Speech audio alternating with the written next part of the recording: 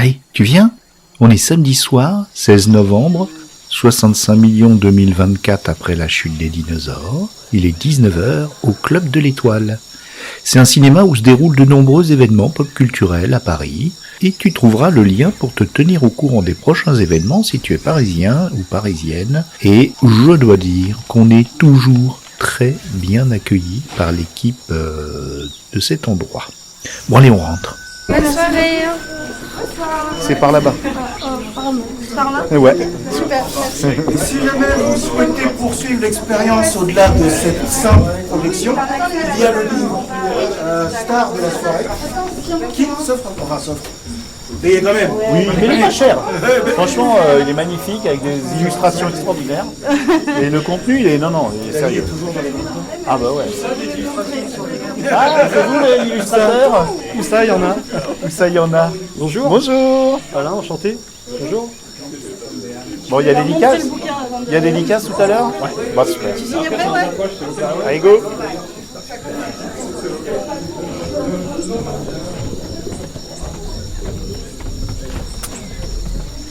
On va pas voir les meilleures places. Quoique. Libérez-moi la ligne. Le passé est passé. Les voix des livres. Les voix des livres. Délivré, désormais plus rien ne m'arrête. Les voix des livres. Honnokoe. Suara suara buku. Excusez-moi, désolé. Bonjour Daniel. Bon. Gilles. Oh le bol. Gilles Capel. Juste, je m'assois à côté de lui. Allez, zou. Il est auteur d'une remarquable exposition de photos appelée « D'une galaxie à une autre » qui nous fait voyager dans les décors naturels du tournage de la saga Star Wars en Tunisie et bientôt en Norvège. Il est aussi programmateur du contenu science-fiction et création du festival Stars Up qui se tient pendant 2 jours fin septembre à Meudon tous les ans depuis, je ne sais pas quoi, 3, 4 ans peut-être. C'est en très proche région parisienne, un festival qui mêle science et science-fiction qui vraiment vaut le détour si tu as un appareil à propulsion supraluminique. Heureusement, mon micro était déjà ouvert. Ça va ? Ça va? La forme ? C'est déjà pris là ? Non. Ah cool. Je peux me mettre à côté de toi ? Avec plaisir. Allez. Je n'ai aucune légitimité sur le Jurassic Park. Non, si, l'intérêt. Sur les effets visuels, en fait. Alors, ça fait combien de temps que tu l'as vu ? Oula. Très bonne question. Ça doit faire 4 ans. Covid. Ah, Covid, d'accord. T'as refait toute ta... Voilà, les bons films Madeleine, Doudou. Qui sont indéboulonnables. Non ? Oui, c'est vrai. Surtout le premier quand même. Ouais. Enfin, oui. Bah, j'avoue, je m'arrête à 2 mois. Ou 1 et 2. Le 2, moi j'ai bien aimé, ouais. Ouais, le 2, la séquence. La fin ? La fin aussi. Ouais. La séquence aussi dans les hautes herbes. Oui. Mais qui nous fait bien évidemment penser à des singes, si j'ai pas de bêtises.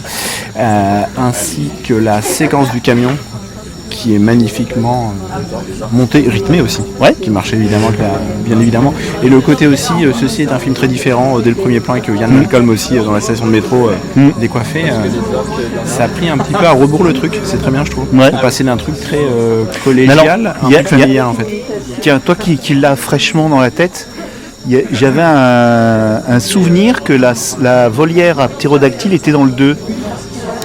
C'est le 3 je pense. Et oui, c'est le 3. Ouais. Il l'a dit Nicolas Allard quand il est passé à C'est plus que de la SF. Ouais. Et moi j'étais en train de me dire, mais non, parce que la scène est dans le bouquin de Crichton, dans Lost World. Que je n'ai pas lu donc. Il est bien, franchement. Et en fait, ils ont repris la scène que dans le 3. D'accord. Parce qu'elle est super dans le bouquin, la scène de la volière. Ouais. C'est vrai que peut-être que dans le 3, ce qui m'avait gêné, il y avait un nouveau dinosaure, un truc un peu hybride, je sais plus quoi. Enfin, non, c'est un peu plus tard, je sais plus, enfin bon. Non, le 3, il est un peu merdeux. Et après, j'ai vu des nouveaux, mais j'ai dû voir celui de Bayona, je crois. Chaque fois qu'il y a un réalisateur passe à Hollywood, c'est forcément moins bien. Et Bayona, il avait fait quoi avant ? Il avait fait, alors moi j'avais adoré l'adaptation, je crois que c'est quelques minutes après minuit là. D'accord. Autour de l'arbre qui parle et Oula. autour d'une... j'ai pas vu ça. Ça parle de deuil en fait. Ouais. Le bouquin est assez puissant et le film magnifique.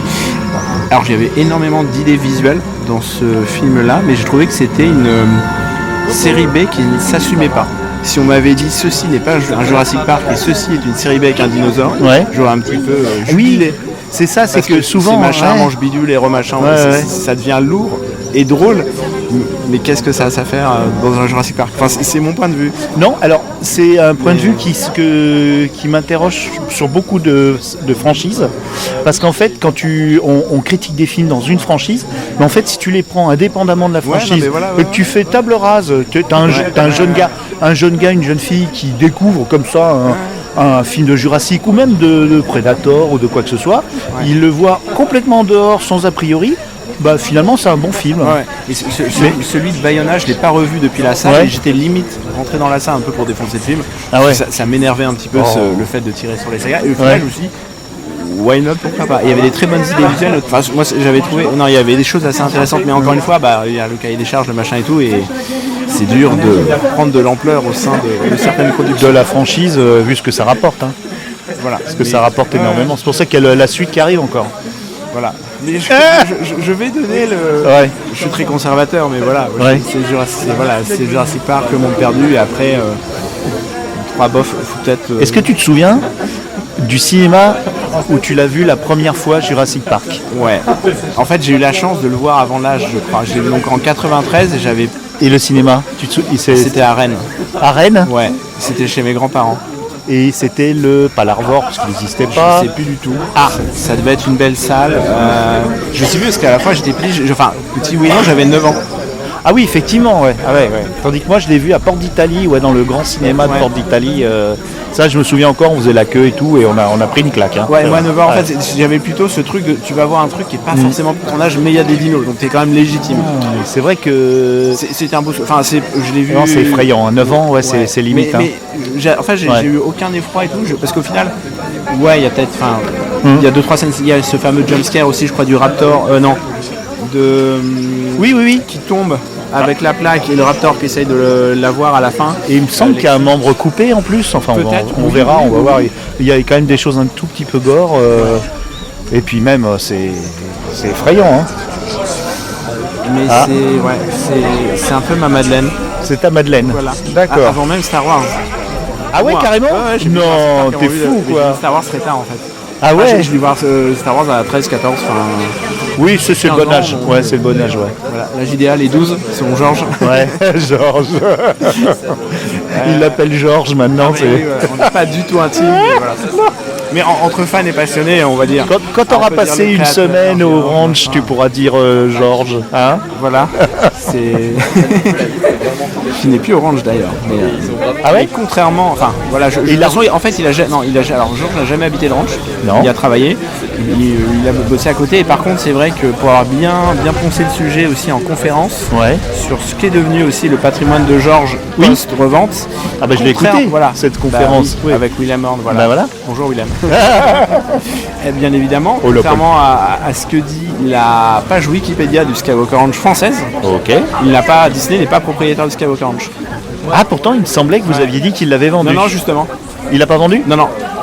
En fait, Lucas a regardé tout son foncier. En fait. D'accord, oui, c'est ça. Voilà. Dont le ranch, Presidio, Ouais. là où il y a encore un peu, je crois, si je dis pas de bêtises, ILM et compagnie, Ouais. et notamment aussi le fameux bâtiment à Singapour, Le fameux. ILM Animation, D'accord. qui n'est plus dans ce bâtiment, je crois, qui a dû faire Ah ouais. il y a quelques années ILM Animation. Mais il a gardé quand même le foncier. Ouais. Et dis donc, Nicolas, il attire du monde, parce que d'habitude, c'est pas si plein le ciné-club, même pour des... C'est chouette, hein. Moi, je suis content. Et après, c'est Moi, tu le connais un peu maintenant. Il est venu à Stars Up deux plusieurs fois, fois, ouais. On avait fait une conférence ici ensemble sur George Lucas et la créativité. Oh. Il y a 4 ans avec Lucille Gaillot et justement Willem est très chouette de travailler avec lui. Ah, c'est un amour, cet homme-là, ouais. C'est carré, voilà. Ouais. J'ai C'est adoré cool. justement dans le podcast, je le disais tout à l'heure, puisque de la SF de Lloyd Cherry, Ouais. c'était permis aussi de citer Denver le dernier dinosaure, que j'ai affectionné beaucoup enfant. Et en effet, ça fait partie de ce qu'il y a autour des dinosaures et de ces. Et notamment, c'est vrai que je pense que j'étais tombé aussi. Alors là, Tu te souviens de Dinosaures de Disney j'avais bien C'était aimé, moi. incroyable ce truc. Ouais. C'était un... Techniquement, c'était très très chouette. Ah non, Et la séquence d'intro avec la Ouais. musique de James Newton Howard, je sais plus, Ouais, vraiment magnifique. ouais. Et Incroyable. ouais. Et il est oublié, complètement oublié ce film. Ouais, c'est fou. C'est fou, hein. Ouais. Et mais il a été un peu renié par Disney en plus. Il le mettait pas pourquoi forcément en avant. Je sais pas s'il avait marché, je sais pas du tout. Alors il a dû coûter très cher parce qu'à l'époque on n'était pas dans les Pixaries de folie, hein, je crois. Hein. Et la Je me manière dont demande- il avait été Ouais. filmé, c'était fou. Ouais, mélange Parce un peu. qu'il faisait exceller aussi, par exemple, je me souviens, je sais plus, il y avait des petits trucs qui marchaient dans l'eau, qui sautaient, je sais Ouais. plus, donc c'était des cailloux. Enfin, je dis ça avec mes souvenirs, c'était en 2001, Si, si. Ouais, 2002. Je dis ça, j'ai pas revu le making of depuis. Et je mais pense c'était que assez c'était un mélange avec des décors réels c'est et ça, tout ça. Ouais. et des dinosaures en CGI. Ouais. Ah ouais, non, c'était top. Hein. Très belle musique. Je l'ai pas revu depuis la salle. Depuis le DVD, parce que j'ai vu quand même 3 fois en salle. Ah ouais. Enfin, on a eu plusieurs. Je l'avais Ouais. bien aimé la première Ouais. fois, puis après on m'a dit tu veux, bah ouais, Allez, j'y vais. Oui, c'était l'époque quand on était gosse. on avait du temps. On avait du temps. Voilà. Et puis on allait au cinéma. Ouais. C'était la sortie entre potes du samedi. Moi, je sais qu'on sortait tous les samedis au cinéma. Hein. J'ai vu je crois le Grand Bleu. J'ai dû le voir 8 fois. Danse avec les loups, n'en parlons pas. En plus, il ressortait les versions longues. Oui. Et du coup, tu le revoyais. Ouais. Non, mais c'est des films. C'est vrai. Puis il n'y avait pas tant de choix non plus en termes d'imaginaire. Non. On allait voir Star Wars plusieurs fois. Le Retour du Jedi, je l'ai vu je sais pas combien de fois. Mad Max 2, ça c'était mon époque. Hein. Je parle de moi, j'étais mon un peu, époque. Toi, t'étais plus jeune. après, mais même ce genre de film marchait très bien. Moi, j'étais plus au final à l'époque après Starship Troopers et compagnie, donc je pouvais aller au cinéma. Ah oui, tout c'était seul, du raid quand même, hein, Starship Troopers. non, mais oui. Mais après, forcément, on le voit, on comprend pas parce qu'on n'a pas le background, le bagage. Mais c'était déjà très drôle. Enfin, on voyait que ce film avait un certain message. tu vois, tu me dis, tu pourras pas m'interviewer sur Jurassic Park, je sais pas. Allez, si. Allons-y. Bah oui, non, mais c'est ça. Non, Est-ce que tu vas faire un reportage photo à Isla Nublar j'aimerais bien. Ça, j'aurais la légitimité parce que, alors, en fait, dans le cadre de mon expo autour des tournages de Star Wars en Tunisie, parfois on me dit vous pouvez aller faire ça, je sais pas, faites ça pour le Seigneur des Anneaux. Alors ça fait loin, hein, ça fait des heures voilà, d'avion. mais je vais leur dire, moi, je réponds parfois poliment, mais après pour tout vous dire, le Seigneur des Anneaux, ça veut pas dire que je l'ai pas aimé, mais j'ai pas ce côté nostalgie qui me renvoie à l'enfance. Et je connais pas très peu le lore, j'apprécie le film, mais j'aurais pas la légitimité pour mettre ça en perspective. Par contre, Jurassic Park, comme ça a été aussi ma pépite, je pense que entre guillemets, je me reconnecterai au petit enfant qui est en moi. Mais ce que je découvre à chaque fois de plus en plus avec mon expo photo, c'est qu'au final, de quelle manière le petit enfant, il ressort 30 ans, 40 ans après, et on se reconnecte à ces sagas-là. Et en fait, on sort de l'enfance, on repart, et on va vers ces sagas, et ces sagas nous renvoient à l'enfance. Enfin, je veux dire, avec mon objet expo, parce que en gros, c'est une manière de faire pause pour moi, de regarder ce que j'essaye de dire. Comme certaines personnes qui écrivent des bouquins, qui font de la musique et tout. Enfin, à un moment, on arrête le temps pour produire quelque chose. Et cet objet-là est réflexif par rapport à notre créativité et nos inspirations. Oula, dis donc, oui, là, t'as été loin dans la démonstration. Hein. Mais ouais. Parce que nous sommes le résultat de tout ce... Oui, de cette culture, c'est notre culture, hein, c'est notre construction d'identité qui se fait à travers des objets culturels. On peut sortir des choses inconsciemment, c'est fascinant. Mais qui sont tellement évidentes en fait. Et dans ton quotidien, ça ressort très souvent, ça ressort telle une huile comme ça, pétrolifère. C'est vrai que dans la mécanique de tous les jours, ça va être parfois des répliques de Jurassic Park. Ah ouais. Voilà. Je dépense sans compter. Évidemment, mais je pense que par contre, en termes de ce que je veux dire, de morale ou de mécanique intellectuelle, voire même de philosophie, Jurassic Park donne beaucoup à manger. Oui, c'est ce qu'il dit dans son bouquin, Nicolas. Là. Et justement, quand on est en contact avec ça à 10 ans, on voit on peut voir, si on le veut, le monde avec un pas de côté ou prendre un peu de recul. Grâce au personnage de Malcolm aussi, et même des enfants, de pas mal de choses, l'émerveillement de ce grand-père qui est à la fois attendrissant, on a envie d'avoir comme grand-père, mais on se dit ce mec est malade quand même. Ah oui, carrément. Ouais. Il met de l'argent énormément. C'est Elon Musk avant la lettre, quoi. Voilà, avec... et Grant est aussi tellement attachant. Grant est attachant, c'est le vrai personnage. Il veut pas être papa. Oui. Sa compagne veut à tout prix. Enfin, et c'est marrant au final. Comment aussi toutes ces thématiques sont traitées. C'est vraiment riche. On a vraiment des personnages aussi qui sont très divers en fait. Contrairement, enfin, C'est plus fin Ouais. que dans d'autres productions pop par culture. exemple, Star Wars est c'est tiré par Luke et ok, il y a son enseignement Jedi et tout et compagnie. Mais on n'a pas des petites choses comme ça qui nous font vraiment. Plus dans la prélogie. Ouais, non, mais éventuellement, voilà. Et sauf que là, le fait aussi que Jurassic Park est dans notre monde, et ben on se le transpose facilement. Mais c'est l'avantage, encore une fois, de tous ces films pop Mais culture. Star Wars, c'est plus de la fantasy. Voilà, c'est de la chevalerie. C'est la chevalerie, oui.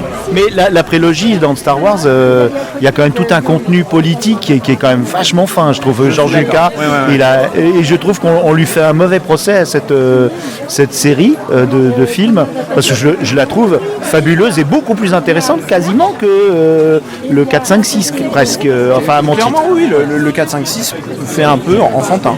Voilà. Il a voulu faire une œuvre plus adulte. Et c'est pas forcément une saga pour moi de science-fiction. Elle ne fait pas vraiment parler. Est-ce qu'elle pose des vraies questions de science-fiction Voilà, le rôle. Qu'est-ce qu'on fait de la technologie Et au niveau politique, c'est vachement fin quand même. Mais clairement, ouais. Et du coup, c'est ça, remettre de la politique dans la chevalerie est très intéressant aussi. Et c'est vrai que ça a été occulté, mais maintenant ça ressort. Et alors je pense aussi, moi je suis très sensible aussi, c'est peut-être aussi tout ce qu'il y a autour de la symbiose dans la prélogie. De la symbiose. Ouais. Alors c'est vrai qu'il y avait les fameux midi-chloriens et tout, etc. Oui, mais alors ça, on l'entend une fois et après, c'est je fini. pense que pas mal de gens se sont braqués. Mais en fait, Star Wars, c'est avant tout aussi des espèces qui cohabitent. Donc on peut parler les petits Ewoks qui sont sur leur planète et qui sont peut-être un petit peu aussi allégorie, la guerre du Vietnam, qui connaissent bien le terrain et tout, etc. Donc ils veulent s'en sortir. C'est aussi, je pense, une ode à la différence. Pour une cohabitation interespèces.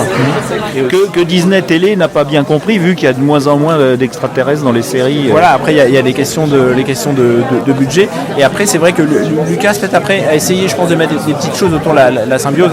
Et il y a cette fameuse scène sur Coruscant où Qui-Gon explique à Anakin ce que c'est la symbiose.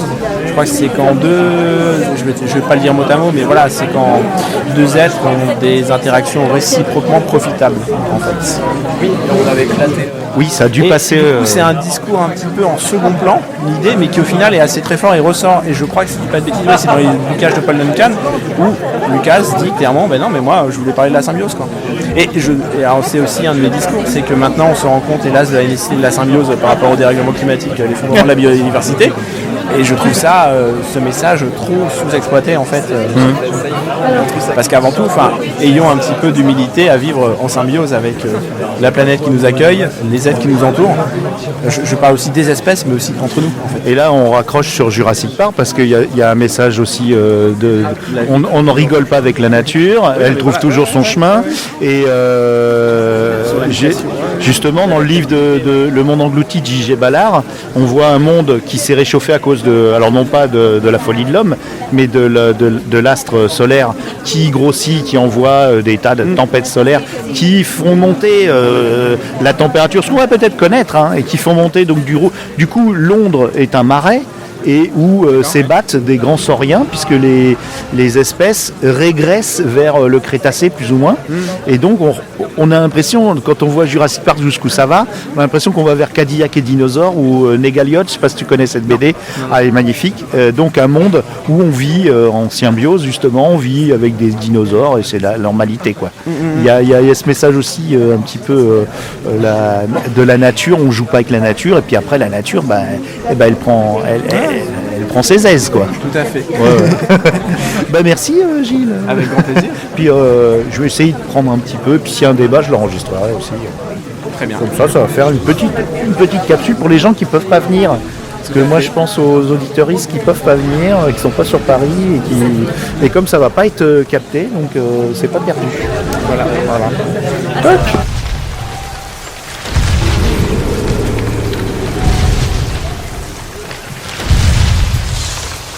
Bon, place à la présentation de la soirée. Ensuite, un peu de musique.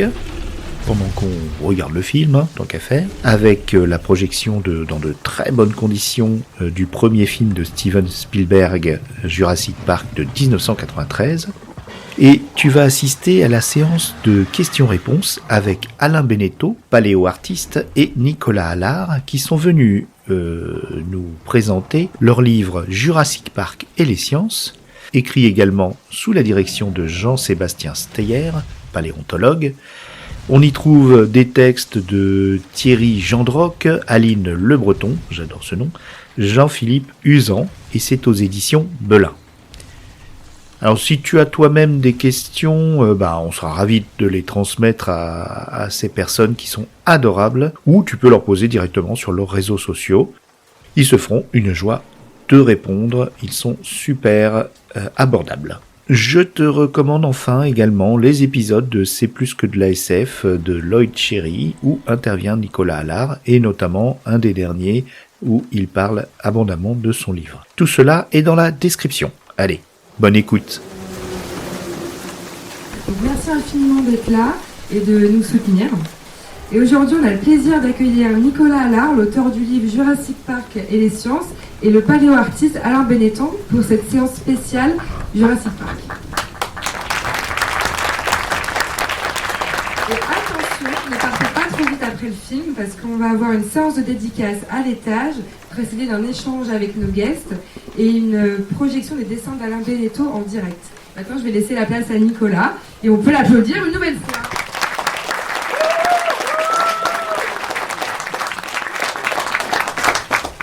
Merci beaucoup, merci pour cette présentation et merci à chacun d'entre vous d'être là, présent ce soir, que ce soit des membres de nos familles, des amis, des personnes qui parfois sont fans de la saga depuis longtemps ou plus récemment, puis des personnes également, je le sais, qui viennent de loin et spécifiquement pour cette soirée. Donc merci à tous, à vous d'être présents ce soir et je pense qu'on va passer une très belle soirée tous ensemble autour de Jurassic Park.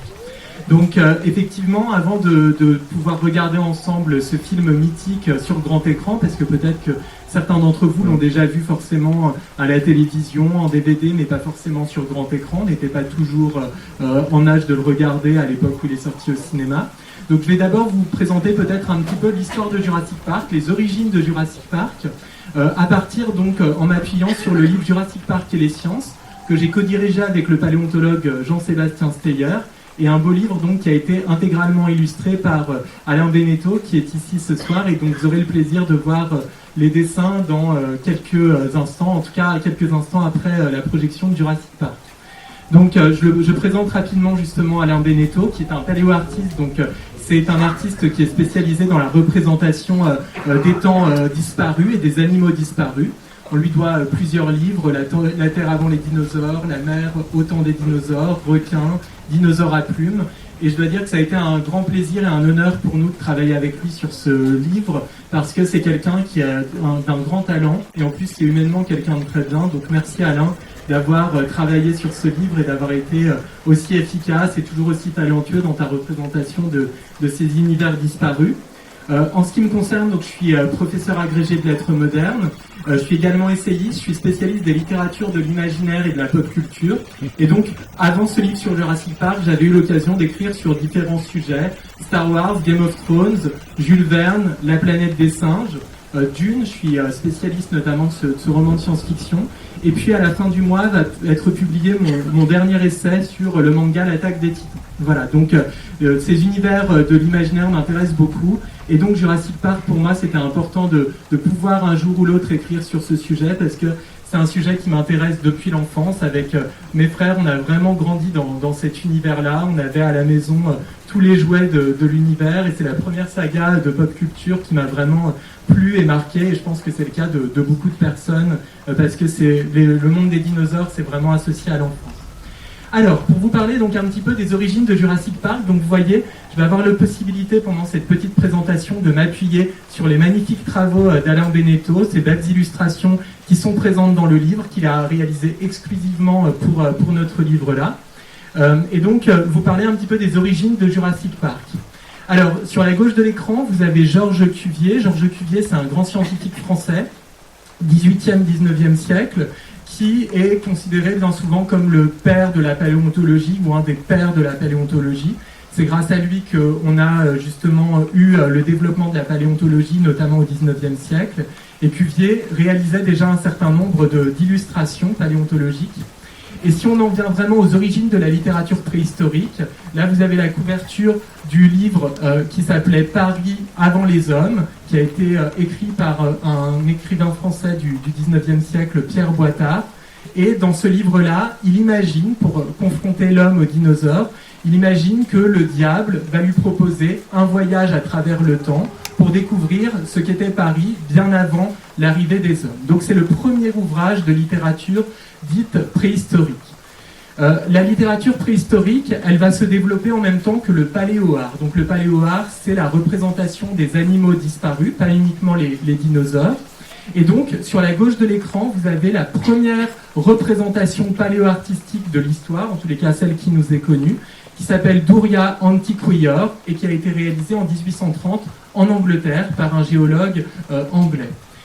Et puis voilà, le paléo-art va se développer au fil du temps. Là, vous voyez par exemple, en haut à droite, c'est une représentation de la fin du 19e siècle. On voit que déjà ici, les traits sont plus précis, mieux représentés. Le paléo-art va aussi se développer au 19e siècle, pas simplement en peinture ou dans le dessin, puisqu'on va trouver des sculptures. Là, vous avez des iguanodons qui se trouvent toujours présents dans le parc anglais de Crystal Palace, qui se trouve au nord de Londres. Voilà. Et si je vous parle de paléo-art, c'est parce que Michael Crichton, le créateur de Jurassic Park, puisque Jurassic Park à l'origine c'est un roman, va beaucoup s'inspirer du paléo-art pour écrire son roman. La littérature préhistorique va se développer dans la seconde moitié du XIXe siècle, après l'ouvrage de Pierre Boitard. Le premier qui va donner véritablement ses lettres de noblesse à cette littérature-là, c'est Jules Verne, avec Voyage au centre de la Terre, où il imagine donc le centre de la Terre peuplé, c'est ce que l'on appelait à l'époque l'idée de terre creuse, l'idée que le centre de la Terre pouvait être occupé par des espèces vivantes. Et lui, il imagine le fait que les espèces qui ont disparu sur la surface de la Terre auraient pu être toujours vivantes au centre de celle-ci. Et notamment, les trois personnages principaux du roman, une fois arrivés au centre de la Terre, vont observer un affrontement entre deux reptiles marins gigantesques, le plésiosaure et l'ichthyosaure. Jules Verne, étant donné que c'est un écrivain très connu et très populaire de son vivant, il est lu à peu près partout dans le monde de son vivant même, il va inspirer d'autres écrivains, et notamment Sir Arthur Conan Doyle, qui est aussi connu comme le créateur de Sherlock Holmes, qui va donc lui consacrer un ouvrage entier à la question de littérature préhistorique, en envisageant lui autre chose. Il envisage dans Le Monde perdu le fait qu'il puisse y avoir un endroit du monde, en Amazonie, où finalement des animaux disparus auraient pu continuer à se développer. Donc même s'ils ont disparu du reste du globe, ils seraient toujours présents. Ce serait une sorte de réserve biologique. Donc Le Monde perdu, voilà, que Alain Beneteau a représenté ici dans notre livre sur Jurassic Park. C'est un livre qui va être considéré comme le premier grand classique de la littérature préhistorique. Et Michael Crichton, l'auteur de Jurassic Park, va rendre hommage justement à ce roman de Sir Arthur Conan Doyle en appelant son deuxième tome Le Monde perdu, Jurassic Park. L'autre grand ouvrage de littérature préhistorique au début du XXe siècle, puisque Le Monde perdu a été publié en 1912, c'est le cycle de Pellucidar. L'auteur est beaucoup plus connu que son cycle. Edgar Rice Burroughs est le père de Tarzan notamment, mais aussi d'un cycle de science-fiction très important qui s'appelle le cycle de Mars. Et donc dans Pellucidar, il reprend l'idée de Jules Verne. Il imagine que le centre de la Terre pourrait être peuplé de créatures disparues, et notamment que les êtres humains qui vivent au centre de la Terre ont appris à cohabiter avec ces créatures-là, au point, comme vous le voyez sur la gauche de l'image, de pouvoir par exemple les domestiquer. Une idée qu'on retrouvera par la suite et que la saga Jurassic World a en partie repris récemment. Voilà.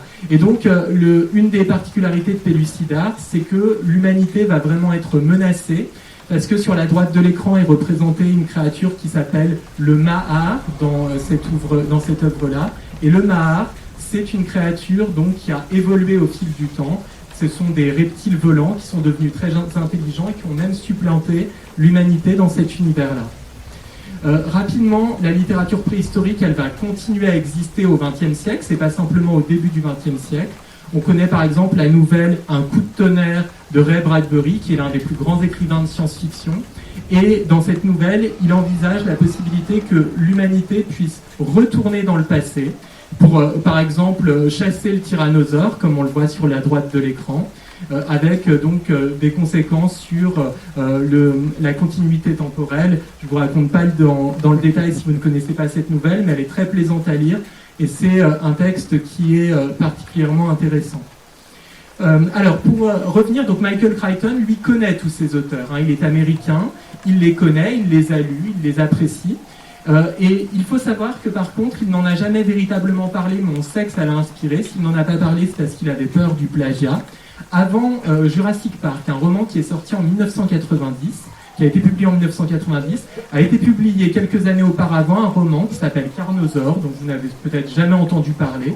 Il n'est même plus publié actuellement.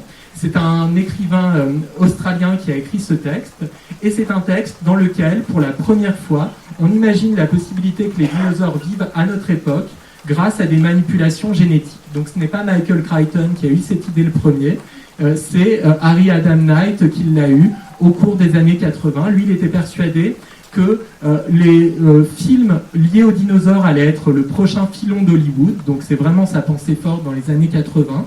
Et donc il va écrire ce roman qui va tarder à être adapté, parce que c'est pas un roman malheureusement de très grande qualité. Il sera adapté en 1993, et comme vous le voyez sur la droite de l'écran, on ne peut pas dire que les effets spéciaux soient aussi réussis que le film de Spielberg, et donc c'est considéré comme un nanar maintenant. Donc je ne sais pas si le Club de l'Étoile veut organiser à un moment donné une soirée Carnosaur, je suis partant, mais je suis pas sûr que j'aurai beaucoup de choses à vous dire à son sujet. On va réfléchir, on se presse pas.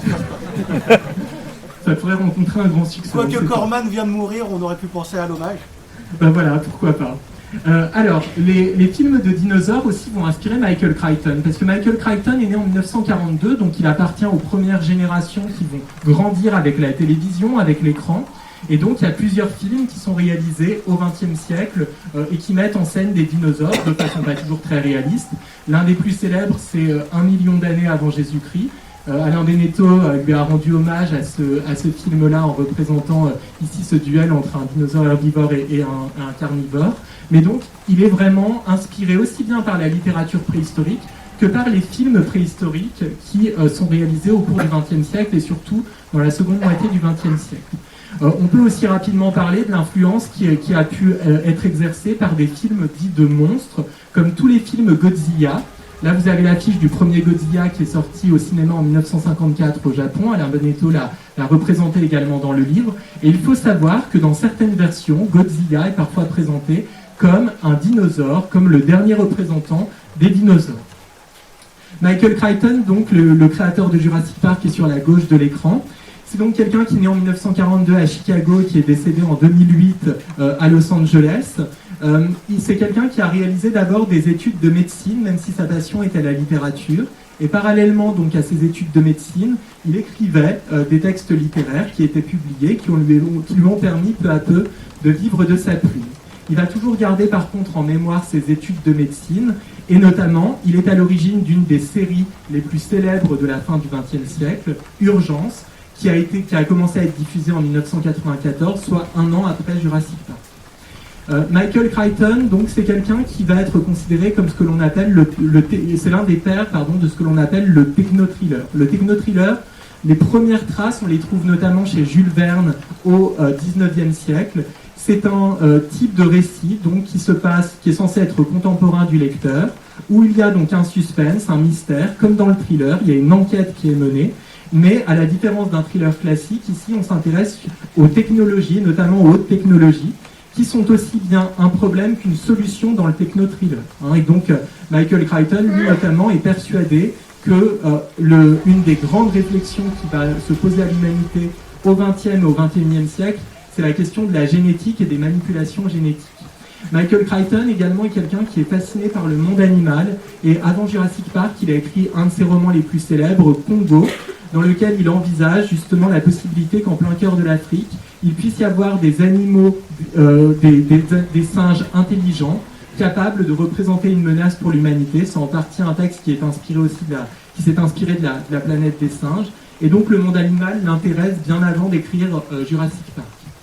Il va également s'inspirer de ce qu'il a pu composer avant Jurassic Park, avec notamment le film Westworld, qui est parfois connu en français sous le titre de Monde World.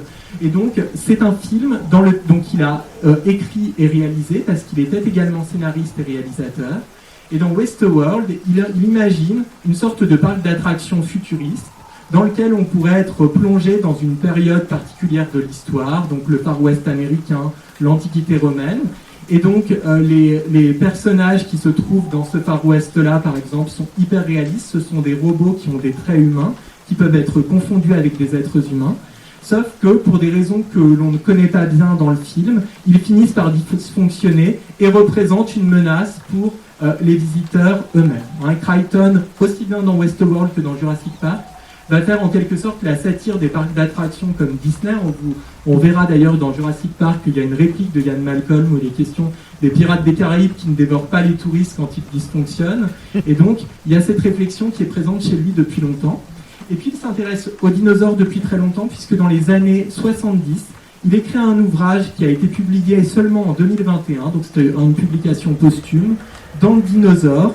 Alors, ça n'a rien à voir avec la science-fiction, mais il envisage ici de parler des premiers temps de la paléontologie, les rivalités qui pouvaient exister entre grands paléontologues américains au 19e siècle. Voilà, donc Jurassic Park va être adapté au cinéma par Steven Spielberg en 1900. Donc le film sort en 1993, soit 3 ans après la publication de Jurassic Park, qui était un best-seller, qui avait rencontré un grand succès. Il y a eu une lutte acharnée à Hollywood pour s'arracher justement les droits du roman. Si Crichton a décidé de confier son film à Spielberg, c'est non seulement parce qu'il l'appréciait beaucoup, ils sont amis, mais aussi parce que c'est un grand réalisateur. Et aussi, il avait apprécié le travail de Spielberg sur Les Dents de la Mer, puisque ce n'est pas toujours bien connu, mais Les Dents de la Mer, à l'origine, c'est une œuvre littéraire que Spielberg a adaptée au cinéma. Et notamment, ce qui avait plu à Crichton, c'est que Spielberg, n'ayant pas beaucoup de grands moyens techniques, puisque c'est un film des années 70, il avait malgré tout réussi à susciter l'effroi. Et on pourra en reparler ensuite dans le moment de l'échange, après le film, mais on considère souvent que le premier Jurassic Park est en fait peut-être le plus effrayant de tous, alors que c'est pourtant celui qui disposait le moins de moyens techniques. Voilà, et là donc vous avez une représentation magnifique d'Alain Beneteau dans le livre où vous voyez le tyrannosaure en train de poursuivre le paléontologue Alan Grant et les 2 enfants. C'est une scène qui est présente dans le roman mais qu'on ne trouve pas dans le film, une des scènes les plus spectaculaires du roman.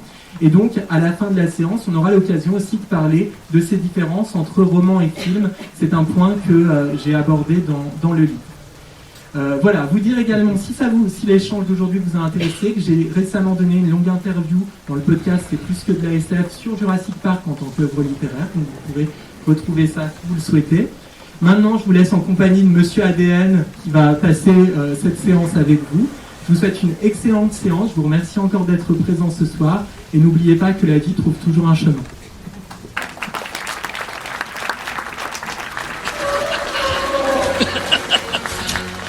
Il l'a fait. Il y est arrivé, ce vieux dégénéré.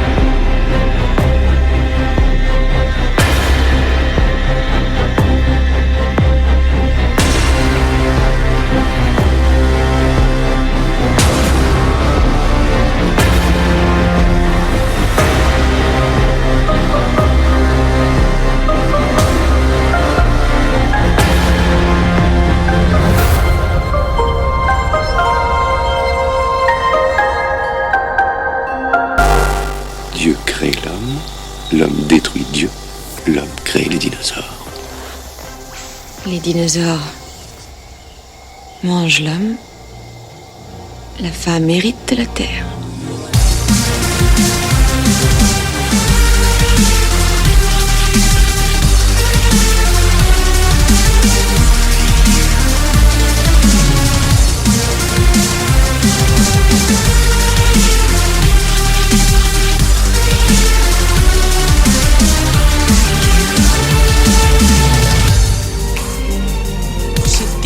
Nous sommes trop dépendants de l'automatisation. Je m'en rends compte maintenant, mais la prochaine fois, tout peut être amélioré.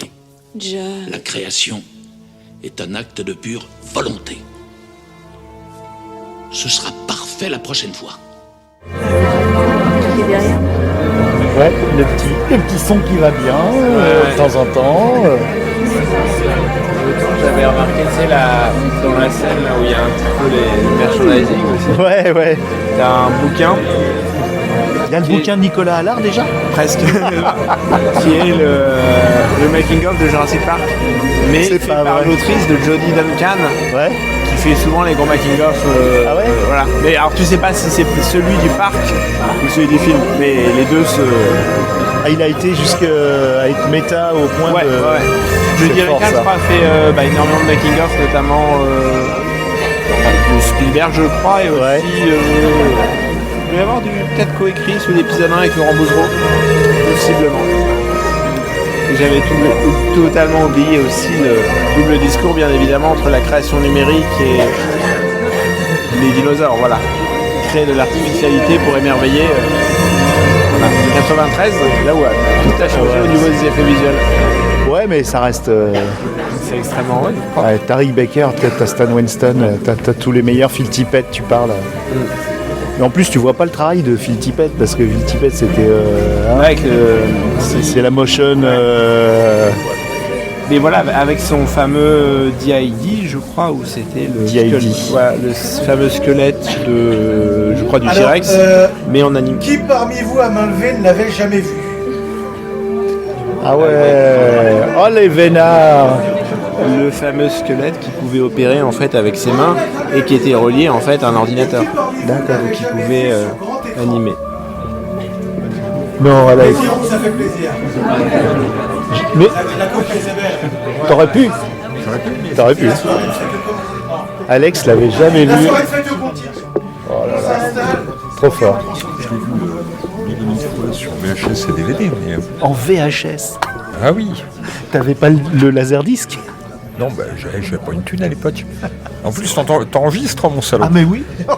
Toujours. Il fait ça bien. Ah ben quand il est là, quand Alex Nikolavitch est là, j'enregistre. Hein. Et, non mais les auditeuristes, je suis assis avec ma douce, à côté à ma droite Gilles Capel et à ma gauche Alex Nikolavitch et j'ai rien prévu. C'est venu le hasard. Voilà. Ah ouais, la magie Galaxy Pop, hein, j'y peux rien. C'est ça. Je suis comme un gamin là. Là c'est marrant, c'est marqué Full Motion Dinosaur and Visual Effects pour ILM. Ah ouais. Avec la notion toujours de motion et du coup d'animation. Ah bah oui, le lien avec George Lucas il est total. Voilà. Ouais. Bah, ça a été le film déclic pour dire on met en production la prélogie. Voilà. Même si Terminator l'avait aussi un peu chauffé, Terminator 2 avec la fameuse scène qui montrait le savoir-faire d'ILM aussi pour le T, je ne sais plus combien, celui qui fit passe sous la porte de prison et se reconstitue. À travers la porte de prison quand même. Ouais. Oui, à travers, Et c'était à l'époque le film le plus cher de l'histoire, 40 millions de dollars, tu parles, c'est le budget d'une comédie maintenant. Bah oui, on fait plus rien maintenant avec 40 millions. À 40 millions, non. 40 millions, qu'est-ce qu'on fait? Ouais. Ah, je sais pas. Pas grand chose. Skywalker Sound aussi. Ouais. Il y a tout, hein. De toute façon, on a tous les beaux outils que Lucas a créés au service de ses amis. Les Spielberg, ouais. Il en a tant que ça, des amis? Ah oui. À part Spielberg, qui là? Bah, il y a De Palma, Coppola, Scorsese aussi. Je sais qu'il est assez proche aussi de Scorsese via une de sur des initiatives de restauration de films. D'accord. Voilà. Enfin, ils sont. Je sais aussi que on a pu le. Alors, je ne sais pas si le documentaire sortira autour de Mégalopolis. Il va y avoir un documentaire qui s'appelait Médago. Ce sera peut-être plus intéressant que le film quelque part. Moi, j'ai bien aimé le film. Ah bon, voilà. Mais Mégadoc, qui devait ou qui était réalisé par Mike Figgis, qui est un réalisateur de Living Las Vegas. Ah bah oui. Ah bah, pas que de ça, Mike Figgis. Ouais. Et qui est notamment assez pointu sur le digital, qui avait sorti un essai dans les années 2000.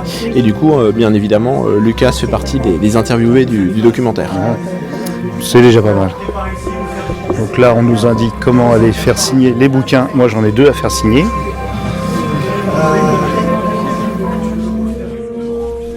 Ça t'a plu? Oui. Je me rappelais plus trop, tu vois, des détails. Tu vois? donc ça va. Puis il y a de la punchline. Hein. T'es sûr qu'après l'art-thérapie... Ah oui. C'est violent, non? Non. C'est pas reposant, hein. Ah ouais, moi j'étais en PLS tout le film. Ouais. Je croirais que ça dure une demi-heure, mais bon, c'est efficace. Il y a 0 temps mort. Ouais. C'est d'une perfection. Oui, c'est fatigant en plus. Hein. Ah, Alors, bonsoir à tous. J'espère que vous avez passé un excellent moment avec le visionnage de ce film mythique qui a donc été récompensé de 3 Oscars lorsqu'il est sorti au cinéma en 1993 et qui continue à être considéré comme le meilleur film de la saga. Donc, on va avoir le plaisir de voir le paléoartiste Alain Beneteau dessiner pendant cette séance où on va pouvoir échanger les uns et les autres autour du film. Donc, j'ai un micro ici pour qui aurait des questions à poser. Et puis donc, après cet échange-là, pour ceux qui le souhaiteraient, on pourra dédicacer l'ouvrage Jurassic Park et les sciences, donc un livre qui porte sur les différents aspects de la saga. C'est pas simplement les sciences dures, il y a bien sûr questions de paléontologie, les questions également de la théorie du chaos. Un mathématicien a travaillé sur cette question-là, explique ce que Malcolm appelle la théorie du chaos. On a également la chance d'avoir une généticienne qui a signé un chapitre qui nous parle de la possibilité ou non de recréer les dinosaures à notre époque. Et puis on a également des chapitres qui portent sur l'œuvre littéraire, une analyse également des films, et puis un chapitre également sur la place des dinosaures dans les arts. C'est un petit peu ce que je vous ai évoqué tout à l'heure de façon plus synthétique. Voilà. Par contre, si vous voulez une dédicace dessinée, il vaudra mieux vous adresser à Alain Beneteau, sinon vous risquez d'avoir la dédicace d'un dessin de 7 ans, parce que je dessine particulièrement mal. Même mon fils dessine mieux que moi, donc ça, pourquoi pas, c'est une idée, mais je ne vous le conseille pas spécialement. Alors, y a-t-il des questions pour que l'on commence cet échange? Que ça peut être sur le film ou sur la saga de façon plus générale. Combien de temps ça a pris pour tourner les films maintenant? Ah, alors, le tournage du film, ça a à peu près 2 mois. Alors, Steven Spielberg, c'est quelqu'un qui tourne assez rapidement ses films. À chaque fois, il fait pas plusieurs prises. Dès l'instant où il estime qu'une prise est bonne, il la garde. Et donc, là, la phase de tournage en elle-même n'a pas été trop longue. Ils sont tournés en partie à Hawaï, donc pour les aspects extérieurs, et puis en studio également. Et en fait, ce qui a été très long, c'est ce qu'on appelle la phase de post-production, là où il faut ajouter les effets spéciaux, surtout qu'à cette époque-là, ils n'étaient pas sûrs du tout de pouvoir représenter les dinosaures aussi fidèlement à l'écran. Et donc, ça leur a pris beaucoup de temps, et ça a été une révolution visuelle, Jurassic Park, puisque c'est la première fois qu'on a eu des effets spéciaux en 3 dimensions, donc ce qu'ils appellent, eux, aux États-Unis, les CGI, qui étaient de si bonne qualité. Voilà. Y a-t-il d'autres questions? Non? Alors, si? Oui? Et puis ensuite, il y en aura une derrière. J'ai pas compris quand ils ont dit que c'était 18 minutes ou quelque chose comme ça. Je sais pas, ils ont dit que c'était 18 minutes et après ça fait beaucoup plus de temps. J'ai pas compris ce qui s'est passé. Ah, en fait, c'est dans le film, c'est le personnage de Denis Nedry, donc qui doit voler les embryons des dinosaures pour une société ennemie qui s'appelle Biosyn. Et bien, en fait, il a simplement un créneau de 18 minutes pour finalement, lui, ce qu'il avait prévu à l'origine, c'était simplement de faire un aller-retour sans que on se soit aperçu de son absence, en fait. Il devait voler les embryons, mais pas spécialement mettre le parc à feu et à sang comme c'est le cas ensuite. Voilà. Donc c'est ça le délai de 18 minutes. Voilà. Mais malheureusement pour lui, il a été mangé entre temps. Donc au bout de 18 minutes, les portes elles se referment pas.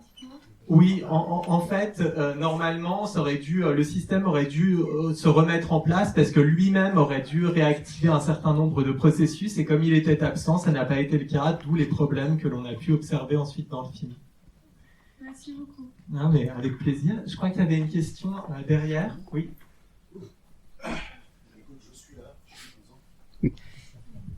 On peut aussi lancer le micro. J'aurais dû m'inviter. Voilà pour toi. Merci. C'était super soirée. C'est super d'avoir organisé ça. Est-ce que Michael Crichton, dans tous ses livres, il a la même démarche un peu éducative, où il parle de science, bien sûr il y a de l'entertainment, il y a du divertissement, tout ça.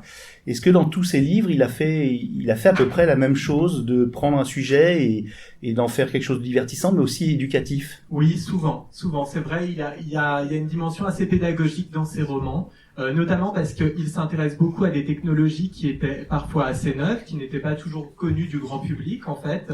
Et donc, il y a quand même cette volonté de bien expliquer les choses. D'ailleurs, le roman Jurassic Park ne commence pas du tout par le récit lui-même. Il y a toute une réflexion sur 2-3 pages sur les sociétés de bio-ingénierie qui sont en train de se développer et la puissance qui commence à être la leur avec tous les impacts que cela peut avoir sur notre monde. Donc, effectivement, c'est quelqu'un qui aime bien avoir cette dimension un peu pédagogique, explicative, parce que notamment, lui, il ne veut pas justement seulement nous divertir, il veut aussi nous faire réfléchir.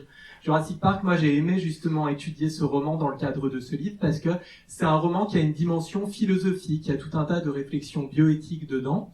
Et par rapport à la question posée sur justement le côté un peu pédagogique de Crichton, il entend aussi faire cela par le biais du personnage de Malcolm. On le voit un petit peu dans le film, mais c'est encore plus le cas dans le livre. C'est-à-dire que Malcolm, il prend parfois longuement la parole pour expliquer un certain nombre de sujets, pas simplement parler des mathématiques, mais il va parler de l'évolution, de notre relation à la nature, de notre incapacité à contrôler la nature, et bien souvent de notre orgueil humain, ce que les Grecs appelaient l'hubris, par exemple. Donc oui, tu as cette dimension-là qui est présente dans à peu près tous les romans de Crichton, surtout quand il estime que la technologie doit être expliqué, n'est pas toujours connu du grand public. On a, par exemple, dans le roman Jurassic Park, on a aussi des explications au sujet du fonctionnement des ordinateurs, de comment fonctionne un parc totalement informatisé, parce qu'il faut replacer les choses dans leur contexte.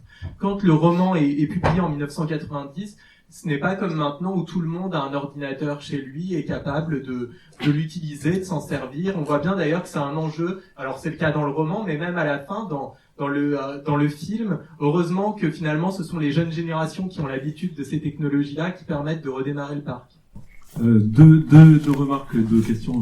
Une première remarque d'abord, puisque vous avez écrit un livre sur Jurassic Park et la science, j'espère que vous avez quand même corrigé l'erreur grossière. Disneyland Anaheim a ouvert en 1955 et non pas en 1956. Ça, c'est Chronique Disney qui parle. Et deuxième question, j'ai remarqué que dans ce film-là, contrairement, puisque vous en parliez tout à l'heure, aux Dents de la Mer, il y a très peu de sang en fait. Autant il s'était fait plaisir dans les Dents de la Mer, parce que j'ai le souvenir quand même que c'est un peu rouge de temps en temps. Là, curieusement, Steven Spielberg, à part peut-être un ou deux fémurs qu'on voit de temps en temps, on voit rarement du sang. On a une explication là-dessus ? Oui, c'est vrai, c'est juste. Il y a un parallèle intéressant à faire avec les Dents de la Mer, c'est-à-dire que on a finalement assez peu de technologies qui permettent de bien représenter les dinosaures à l'écran et de le faire régulièrement. Donc Spielberg savait qu'il avait cette contrainte-là. Et comme dans Les Dents de la Mer, donc il va plutôt jouer sur nos peurs en suggérant, en ne montrant pas directement. Et en fait, ça va dans cette optique-là de ne pas trop représenter le sang à l'écran. C'est toujours pour être suggestif. Et puis pour finalement veiller à ce que la menace reste toujours un peu à distance, que on ne voit pas véritablement les dinosaures en train de dévorer, en train de manger, pour qu'il reste finalement le plus effrayant possible. Et Spielberg justement tenait beaucoup à cela. Il a voulu faire finalement d'une contrainte une force, se rendre compte que ne pas représenter directement les choses, ça pouvait être effrayant. C'est Baudelaire, moi j'aime bien cette formulation qui dit que l'enfer est plus effrayant vu d'un soupirail, donc quand on n'a qu'une petite vision de l'enfer, que si on en avait une vision panoramique en fait, parce que ensuite l'imagination opère et on peut se représenter ce qu'est véritablement l'enfer, et donc là se représenter véritablement dans quel état doivent être ces pauvres hommes et ces pauvres femmes surtout ces pauvres hommes qui se font dévorer ici. Son idée aussi, faut pas l'oublier, c'est malgré tout, même si c'est un film qui n'est pas tout public, même s'il a été pensé au départ, il a été présenté comme tel, en tous les cas aux États-Unis, il y a beaucoup d'enfants qui en sont sortis effrayés. Il y a quand même l'idée de se dire, les dinosaures plaisent à peu près à tout le monde, aux adultes, mais plus encore aux enfants. Et donc, il faut aussi que d'une manière ou d'une autre, tout en ayant un film qui est quand même un film de science-fiction et un film assez effrayant, on ne perde pas totalement le jeune public. Et la preuve, c'est que moi, si je parle par exemple de mon expérience personnelle, quand j'ai vu Jurassic Park, j'étais assez jeune. Bon, ça m'a effrayé, mais j'ai quand même pu aller jusqu'au bout du film. Et mon frère, qui était encore plus jeune que moi à l'époque, qui avait 5 ans de moins que moi et qui est présent dans la salle, et bien, qui n'en est donc pas traumatisé puisqu'il est revenu le revoir, et bien, malgré tout, il a pu aller jusqu'au bout. Donc, il y a sans doute cette dimension-là. C'est-à-dire que c'est aussi bien, on ne représente pas tout parce que ce sera finalement presque plus effrayant pour les adultes qui vont s'imaginer un certain nombre de scènes qui ne sont pas présentes à l'écran. Et puis aussi, on ne perd pas complètement le jeune public. Il ne faut pas oublier que Jurassic Park, ça a été un grand succès, notamment de merchandising, avec un très très grand nombre de produits dérivés qui ont été vendus, notamment à destination des enfants. Et aussi des grands-enfants.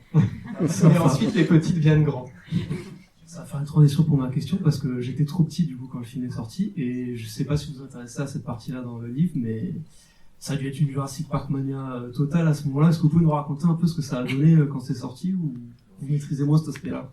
Vous voulez dire comment, quelle a été un peu la réception du film? Oui. Alors, ça a été une révolution visuelle, c'est indéniable, parce que c'était la première fois qu'on avait des dinosaures qui étaient représentés de façon aussi réaliste. Et d'ailleurs, les effets spéciaux ont plutôt bien vieilli, si on compare avec d'autres films réalisés à peu près à la même époque. Donc, c'est d'abord ça qui a frappé les spectateurs de l'époque, c'est la révolution visuelle, l'immersion, le sentiment véritablement qu'on n'est pas ici face à un acteur qui va être déguisé en dinosaure ou des dinosaures faits de briques et de broc. Donc ça a été vraiment le point le plus essentiel. Et puis également, ce qui a beaucoup marqué les spectateurs de l'époque, ça a été le fait que ce soit un grand spectacle, mais un grand spectacle intelligent. C'était vraiment le blockbuster intelligent, puisqu'il y a tout un tas de réflexions justement de bioéthique, de réflexions sur notre utilisation de la génétique. Faut pas oublier que il y a eu à la fin des années 90, au début des années 2000, beaucoup de réflexions sur la question du clonage, avec la brebis Dolly qui a été clonée, puis ensuite il a été question du clonage humain. Donc voilà, donc c'est un film qui a vraiment marqué les esprits, avant tout par la dimension visuelle, mais aussi parce qu'on s'est dit, là on tient quelque chose, on tient un blockbuster qui certes va nous divertir, va nous offrir une évasion, mais qui va aussi nous faire réfléchir, alors que c'était pas le cas de tous les blockbusters précédemment. Si on prend justement la filmographie de Spielberg, et on évoquait Les Dents de la Mer, Les Dents de la Mer, ça nous effraie, ça nous divertit, mais on se dit pas en ressortant de cela qu'on va avoir telle ou telle réflexion sur notre rapport à la nature. On a plus envie de détruire les requins à la fin des Dents de la Mer que de préserver la nature, alors que là, il y a une réflexion plus profonde dans Jurassic Park. Est-ce qu'il y a de grandes différences entre le roman et le livre et le film? Oui, alors il y a un certain nombre de différences. Déjà, il y a une différence. Alors, vous voyez, là, le travail est magnifique. Peut-être juste avant, Alain, tu représentes quel animal ici? Le Vélociraptor. Ça n'a absolument rien à voir avec le film de 93. Ce qui est navrant, c'est que le Raptor, même dans les toutes nouvelles franchises Jurassic World, n'a jamais évolué en fait. Il est resté celui de ce premier film. Et c'est navrant parce que les découvertes qui ont été faites, on a affaire quasiment à un oiseau bipède avec des dents, certes. Mais ce qui n'enlève rien, je trouve, à son aspect terrifiant, peut-être dans le prochain film. Oiseau de la terreur. On peut toujours espérer. Donc, et justement, dans le livre, Alain a représenté les dinosaures tels qu'ils sont réellement existés, donc avec les connaissances paléontologiques actuelles. Réellement, c'est pas. On peut l'imaginer, on va dire. Voilà, tel que c'est projeté. Voilà, c'est ça. Ça sera pas la même dans 10 ans. C'est tout l'intérêt du paléo-art qui est très évolutif. Et par ailleurs, il y a aussi... est complètement obsolète au moment même où je le fais. Donc en fait, n'achetez pas le livre, hein, il est faux scientifique. Voilà, et donc il y a notamment plusieurs planches comparatives dans le livre entre les dinosaures tels qu'ils sont représentés dans la saga et tels qu'on pense qu'ils étaient à l'heure actuelle. Et donc on sortira une version corrigée dans 5 ans et puis une autre dans 5 ans plus tard. C'est bien, ça fera vendre du papier. Alors, pour répondre à votre question, il y a plusieurs différences entre le roman et le film. D'ailleurs, Michael Crichton, lui, était un petit peu déçu des modifications, même s'il les a bien acceptées, parce que c'est quelqu'un qui travaillait dans le monde de la télévision, du cinéma, qui était réalisateur et scénariste, donc il est bien conscient que de toute façon, dès qu'on adapte, on trahit nécessairement. Une des grandes différences concerne le personnage de John Hammond, qui est plutôt sympathique dans le film. On va dire qu'il est présenté comme un idéaliste, quelqu'un, finalement, qui se comporte peut-être de façon un peu puérile, mais sans qu'on puisse se dire, là on le critique ce personnage-là, alors que dans le roman, il permet une critique du capitalisme, notamment parce que lui dit clairement qu'il se sert de l'argent qui est à sa disposition pour recruter des scientifiques qui vont créer un parc d'attractions, et que ça ne l'intéresse pas du tout de lutter contre des maladies, de lutter contre le cancer, parce que ça ne lui rapporterait pas suffisamment d'argent, donc c'est quelqu'un de très cynique, alors que dans le film, ce n'est pas le cas. Donc dans les deux œuvres, il est présenté un peu comme puéril, un peu capricieux, sauf que il a un aspect plus positif dans le roman, dans le film pardon, que dans le roman. Dans les réécritures également, on a une réécriture du personnage de Alan Grant qui est célibataire et veuve dans le roman, alors que là il est en couple avec Elizabeth Sattler. C'est un personnage plus âgé dans le roman qui est volontiers très paternel, mais il n'a pas d'enfant, mais lui-même étant plus âgé, il a vraiment pour eux une figure paternelle, il est pour eux une figure paternelle évidente. Et en fait, Spielberg a réécrit le personnage, notamment parce qu'il trouvait intéressant de le faire évoluer à mesure du film. Et pour ceux qui connaissent l'ensemble de la saga, ce qui est regrettable avec Jurassic Park 3, c'est qu'on ne tient pas compte de cette évolution, et c'est un des points qui a beaucoup déçu les fans de la saga. Et puis, parmi les grandes différences, il y a un certain nombre de scènes d'action qui n'ont pas été représentées à l'écran. Donc, une adaptation très fidèle de Jurassic Park serait encore plus spectaculaire d'un point de vue visuel. Je parlais tout à l'heure du fait qu'à un moment donné, les enfants et Alan Grant sont poursuivis par le T-Rex à la nage alors qu'ils sont dans un canot pneumatique. À un moment donné, ils traversent une volière parce que ce que le film ne montre pas, c'est que dans le premier parc, il y a une volière qui est d'ores et déjà en état de fonctionnement. Et donc, ils se font attaquer aussi par les ptérosaures. Donc, ça leur fait une joie supplémentaire à affronter. Voilà. Donc, il y a des scènes d'action en plus qui n'étaient pas du tout que Spielberg n'a pas cherché à porter à l'écran parce qu'en fait, elles étaient trop difficiles à mettre en œuvre pour des questions techniques. Et puis aussi, on a beaucoup plus de personnages secondaires. Là, le personnel a volontairement été réduit parce que Spielberg voulait le plus possible concentrer l'action. On a aussi un peu plus de réflexion bioéthique et philosophique. Le personnage de Malcolm est un peu plus important dans le roman que dans les films. Voilà, mais que dans le film. Ce qui fait que par contre, moi j'insiste souvent là-dessus parce qu'en tant que professeur de littérature, j'ai travaillé sur beaucoup d'adaptations d'œuvres littéraires. Je trouve que c'est bien que les deux œuvres ne soient pas semblables parce que s'il suffisait d'adapter au cinéma une œuvre littéraire, à quoi servirait finalement la littérature? On pourrait se dire, il suffit de remplacer les écrivains par des scénaristes, on a à peu près la même chose. Et en fait, Jurassic Park nous apporte véritablement quelque chose en plus quand on lit le roman après avoir vu le film. Est-ce qu'il y a d'autres questions? Oui? Oh, je suis désolé. C'est une question pour notre paléo-artiste. Et il lève la main. Est-ce que dans le film, est-ce qu'il y a des ou un dinosaure qui lui est plutôt proche d'une version définitive ou du consensus scientifique actuel? Le Triceratops, par exemple? Par exemple, même si ça va jouer sur certaines différences, mais qui sont pas grand public en fait. Il y a des différences qui vont sauter aux yeux, mais qui sont pas intéressantes pour le grand public. Et le T-Rex, dans sa globalité, est plutôt pas mal, même si depuis, on a un peu révisé sa stature, sa musculature. Il est un peu bodybuildé dans Jurassic Park. Le T-Rex est un petit peu plus C'est un petit peu plus un animal dans ce qu'on en connaît aujourd'hui. Et sinon, non, on a vraiment changé d'univers depuis 30 ans, en fait. Vraiment. On est passé à autre chose. Et je vous en donne un exemple là, avec le Dilophosaure, que je suis en train de préparer.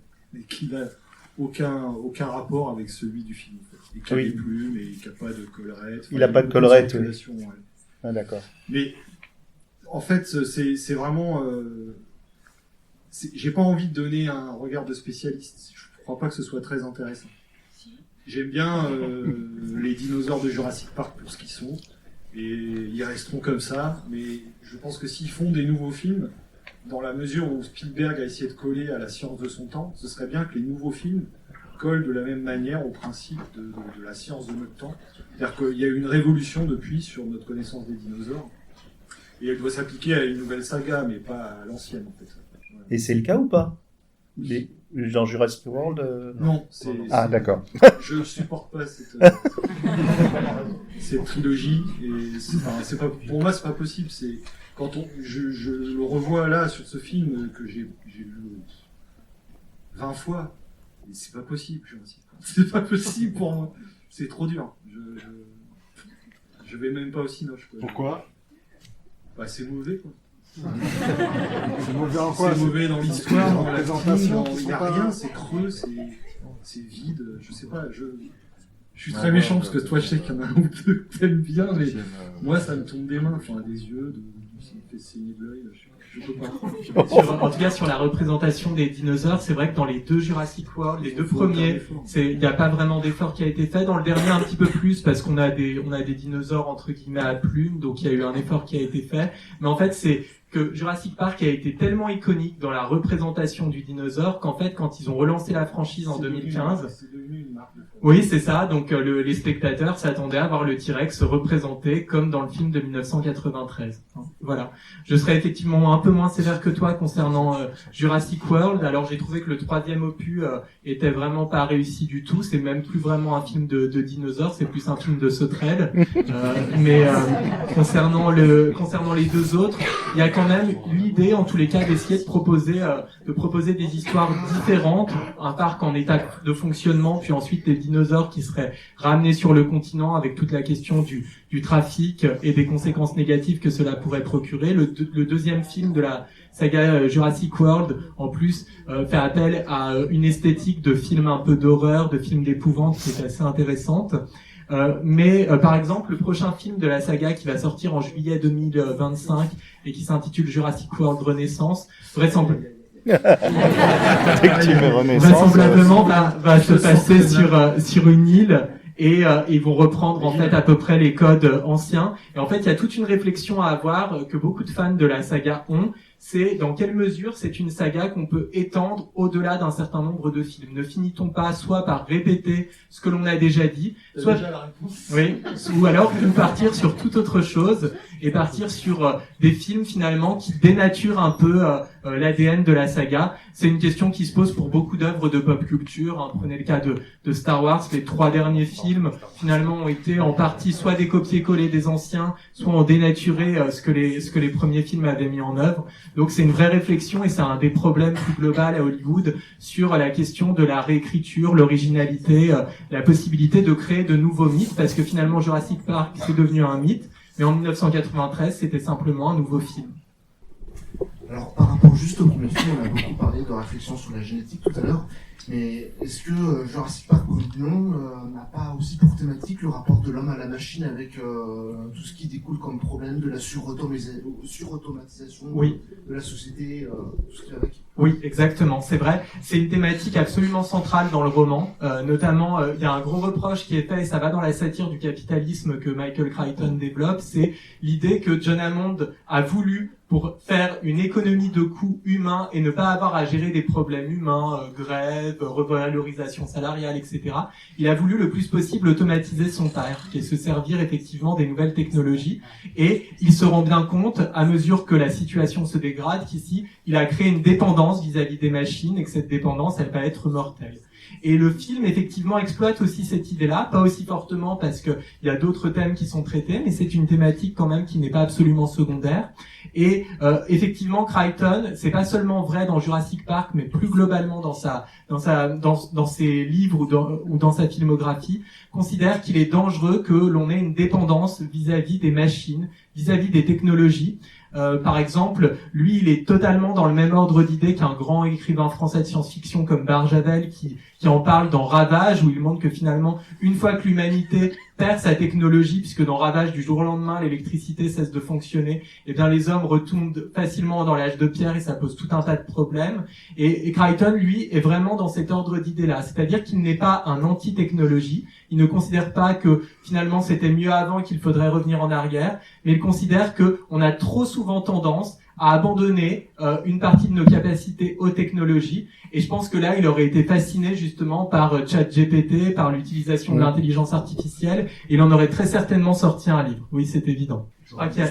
Ah oui, dites-moi. Oui. Est-ce qu'il n'y aurait pas, dans le premier Jurassic Park, toujours une légère, brève dimension sociale avec le Canedri qui se sent un peu lésé en fait par Hammond qui le sous-paye apparemment, et qui en vient à vouloir commettre un acte d'espionnage industriel, juste pour avoir de l'argent en fait. Oui, bien sûr, il y a cette idée-là. Dans le roman, on insiste bien sur le fait justement que John Hammond n'est pas un personnage sympathique, qu'il a tendance à maltraiter ses employés, qu'il a déjà eu des problèmes avec certains d'entre eux, et précisément parce qu'il a eu des problèmes avec certains d'entre eux, c'est pour ça qu'il veut automatiser le plus possible son parc. Il le dit d'ailleurs dans le roman, il dit que son rêve, c'est de pouvoir faire fonctionner un parc qui est absolument gigantesque, avec seulement 20 personnes humaines. Donc on a bien cette idée-là, donc cette dimension sociale, c'est vrai que c'est pas ce qui va emporter prioritairement dans Jurassic Park, mais elle n'est pas totalement absente puisqu'elle est présente dans le roman et que Crichton, de toute façon, même si ce n'est pas lui qui a signé le scénario de Jurassic Park, comme il était ami avec Spielberg, il a vraiment participé au processus créatif et donc il a validé un certain nombre d'idées qui avaient été prises. Donc effectivement, c'est un film qui en un sens aussi a une dimension assez progressiste. Je pense notamment à l'échange entre Ellie Sattler et puis John Hammond lorsqu'elle lui dit qu'ils parleront de sexisme dans une telle situation un peu plus tard, mais elle finalement c'est un personnage assez héroïque. En revoyant le film, on constate justement à quel point c'est l'un des personnages les plus forts du récit, alors même que justement c'est un personnage féminin qui en a pas beaucoup. Elle est la seule ici. Ce sera le cas dans Le Monde Perdu aussi, où le personnage féminin est extrêmement fort. Et Crichton lui avait cette dimension-là, donc plutôt critique du capitalisme chez lui, valorisation également des figures féminines, alors plus encore dans Le Monde Perdu que dans Jurassic Park si je parle de ses romans. Et voilà, donc c'est effectivement une œuvre, comme beaucoup d'œuvres finalement de pop culture qui ont pendant longtemps été dénigrées. C'est une œuvre intéressante parce qu'il y a plusieurs niveaux de lecture. Et on peut pas se dire ah bah c'est simplement un film de dinosaures, on va en prendre plein la vue, puis on rentre chez soi ensuite et on fait de beaux cauchemars. Je crois qu'il y avait une autre question derrière. Oui. Alors merci pour la présentation et pour l'occasion de revoir le film. En fait, tu as un peu répondu à la question à laquelle je me posais, qui était la place de la femme dans l'ouvrage. En fait, ma question, c'était, ce qu'on voit ici dans le film, c'était que voilà, il y a des échanges que l'héroïne avait pu avoir avec Hammond, et puis aussi on voit à la fin la jeune fille Dex qui s'occupe des ordinateurs, et donc c'est pas non plus une place qui est habituelle dans ce qu'on peut penser de l'imaginaire en tout cas.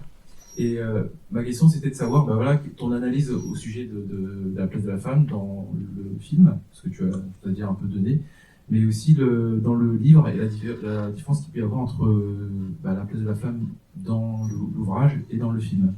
Oui. Alors, en fait, le film de Spielberg est plus féministe en un sens que le livre, parce que dans le livre, il y a une inversion entre le frère et la sœur. La sœur, en fait, et c'est la petite fille, et c'est le frère qui est le grand frère. Et donc Spielberg a inversé les choses pour lui donner justement une place un peu plus grande, lui donner un peu plus de force. Et le personnage d'Ellie Sattler est un personnage qui n'est pas mis sur le même plan que Grant, par exemple, dans le film, parce que elle est plus jeune que lui. Et donc, c'est véritablement lui qui va incarner la sagesse, le savoir, la connaissance, etc. Donc c'est un personnage positif, mais ce n'est pas un personnage aussi fort que dans le livre. Et que dans le, oui, c'est un personnage, oui, pas aussi fort que dans le film, pardon. Et par contre, dans le deuxième livre, donc Le Monde Perdu, que Crichton a écrit quelques années plus tard, le personnage de Sarah Harding, par contre, est un personnage féminin très fort et féministe, quelqu'un qui ne veut pas dépendre des hommes, quelqu'un qui a réussi justement à avoir une vraie carrière dans un milieu qui était un milieu essentiellement masculin. Ça reste encore un peu vrai de certains milieux scientifiques de nos jours. Moi, j'enseigne à des étudiants scientifiques en classe préparatoire, et c'est vrai que ça reste des classes qui sont majoritairement masculines, même si les choses évoluent. Et donc, ce qui est intéressant, c'est que finalement, le film est plus féministe que le roman, mais qu'ensuite, dans son deuxième roman, qui a été donc écrit après le film de Spielberg, eh bien, Crichton a décidé justement d'accorder beaucoup plus d'importance à cette question du féminisme, avec deux personnages féminins assez importants, dont le personnage de Sarah Harding, qui est vraiment un personnage de femme très forte, très énergique. C'est le personnage le plus héroïque du Monde Perdu, alors même qu'il y a beaucoup de personnages masculins, dont Ian Malcolm, qui revient dans ce livre-là.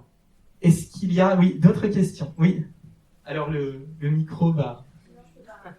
Ah oui, comme vous voulez. Moi, je voulais savoir quelle a été la démarche un peu scientifique de Spielberg, notamment par rapport, vous m'avez dit, par rapport au physique des dinosaures, mais il y a certains moments dans le film où justement on parle des habitudes de chasse, de vie.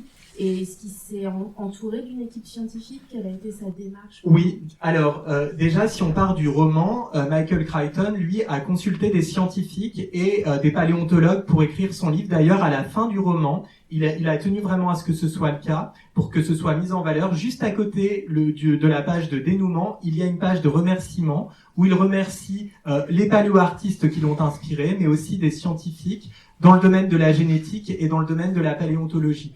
Donc il était très documenté. En fait, Crichton, moi j'en avais parlé dans un précédent ouvrage, il se revendique comme héritier de Jules Verne, et Jules Verne, c'est en tant que père fondateur de la science-fiction avec H.G. Wells et Mary Shelley, il entendait vraiment être très rigoureux d'un point de vue scientifique. Donc Jules Verne consultait les grands scientifiques de son époque quand il avait à écrire des romans que nous maintenant nous appelons de science-fiction et que lui appelait des romans de la science.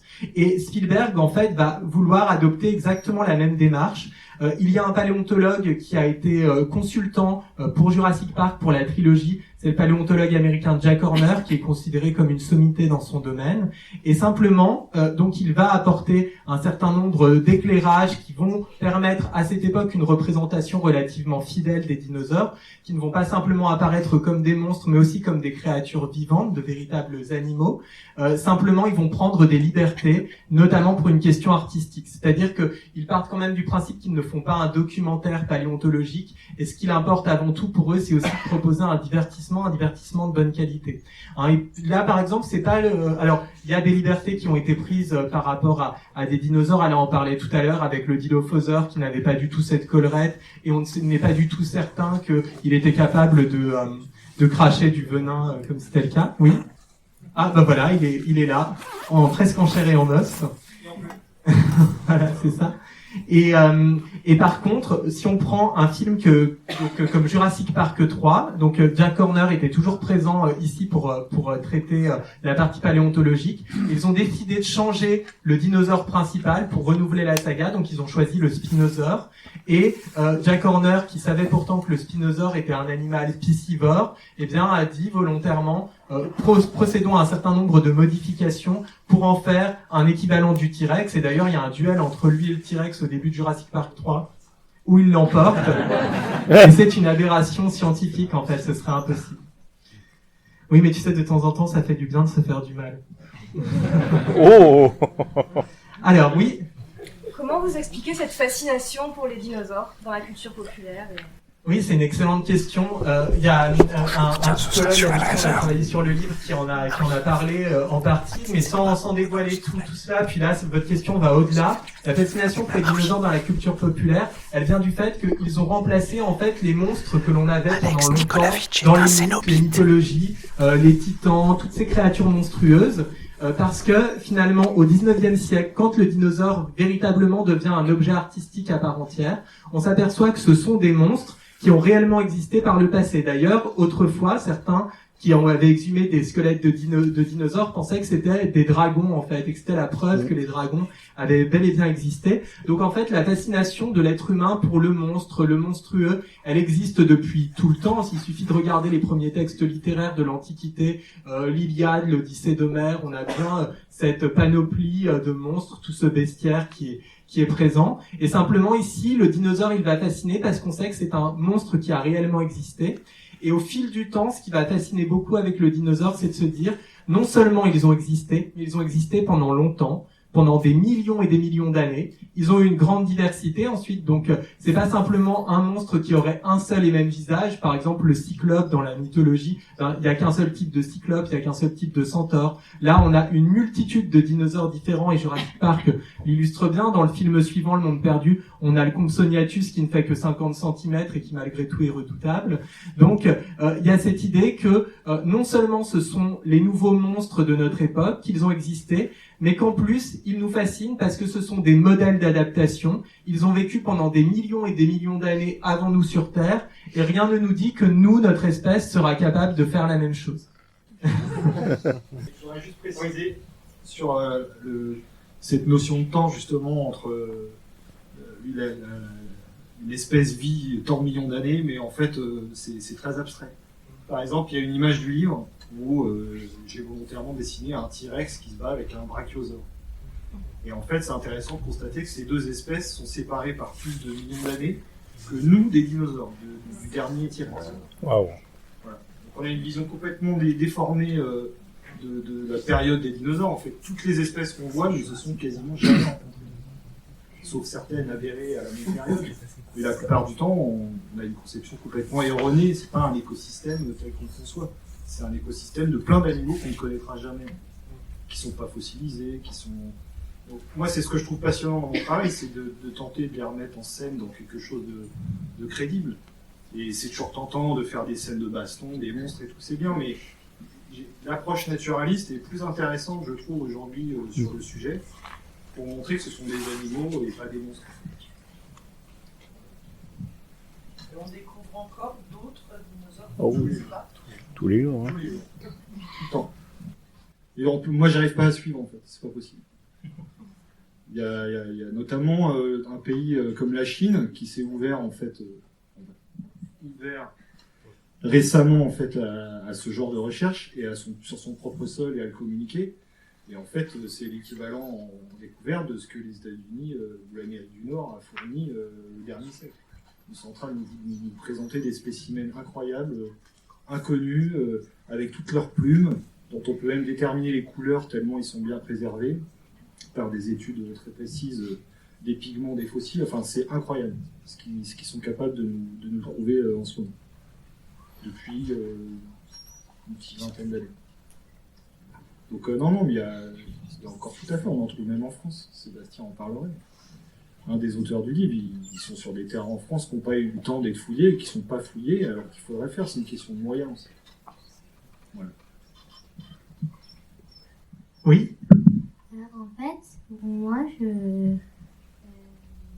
ma question c'était le T-Rex à la fin, il croque les petits pour les protéger, les humains, ou pour juste pour Ah oui, c'est par instinct en fait, c'est pas spécialement pour les protéger, mais c'est vrai que par contre, il est un peu leur sauveur, hein, et donc c'était, en fait, au départ, il devait pas y avoir cette scène-là à la fin. Les vélociraptors, donc les deux petits dinosaures qui les attaquent à la fin, ils devaient mourir tués par les squelettes qui leur tombaient dessus. Hein, et l'idée était assez intéressante, c'était de dire, en fait, les vrais dinosaures du passé, puisque là, les dinosaures du film ont été un peu modifiés, on a mis de l'ADN de grenouille dans eux, donc c'est un peu des créations de laboratoire. C'était les vrais dinosaures du passé qui tuaient les faux dinosaures de maintenant. Et en fait, Steven Spielberg, le réalisateur du film, trouvait que le tyrannosaure était tellement impressionnant, il disait que c'était l'icône du film, à mesure qu'il travaillait sur celui-ci, qu'ils ont décidé de modifier la fin. Et donc de montrer que il était à la fois une créature potentiellement potentiellement dangereuse pour les hommes, mais que là, effectivement, c'est aussi le sauveur, et il y a cette belle image à la fin. C'était pas traduit en français, mais il y a une sorte d'affiche qui tombe, et c'est quand les dinosaures régnaient sur la Terre. Est-ce qu'il y a d'autres questions? Oui?